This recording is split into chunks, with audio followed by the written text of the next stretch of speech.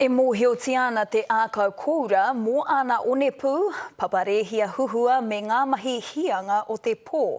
I waenga hoki e rā mahi ko tētahi toa hoko Pāki Miti e kawena e te Māori e ngā kaunuitiana i te tini. Kua puta te rongo mō ā rātou Pāki Miti kai tā me te rite o ā rātou ika me te riwai pakapaka ki tō te kāinga nei. I peka atu a rā paera tāwhai ki te timo i tā te marea e uti nei.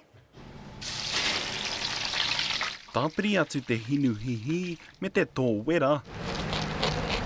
Anei rā te hua, he Pāki Miti kua rokohana i te whaitua o te GC. It's doing really, really well.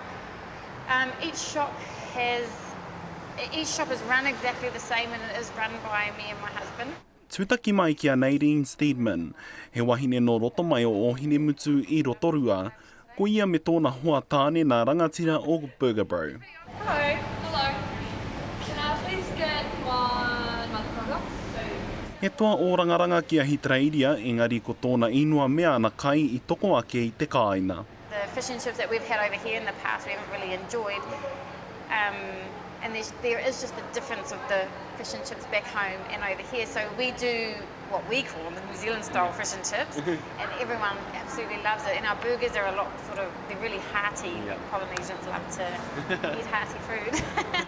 Engari ko tāna. It's not always easy, that's for sure. Here you go, your number will come up on the screen when it's ready. Great, thank you. He oina te whakapau wera I tutuki. We just both knew in our life that we were never just gonna live that day to day or week to week or paycheck to paycheck kind of life. Don't get me wrong, we've had our hard times where we've been looking for money for food. We've been down that track, but the reason we wanted to open our own shops, whether it be this or something else, was to show our kids that there's more to life than just working this, 7-day or 5-day a week job. Nā te pakari o te toa kātahi anō rāua ka tūwhera I tō rātou toa tuatoru ki roto o Poe Hākena. Kei te hia tonu kia tūwhera anō nā parirau ki wāhike. Our bigger picture is to open 10 of them. So we've got 3 at the moment. We do want to open hopefully in Auckland next year. We do want to take one over to Las Vegas. And we do want to do another one in Sydney, probably Perth, and we'll go from there. Good burger, mate. Ki te pēnei anō ka angitu rātau.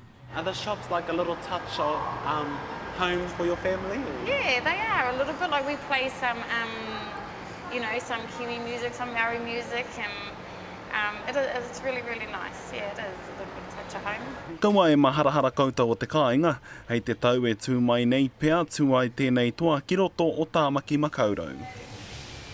Rapaera tāwhai te karere Piripane.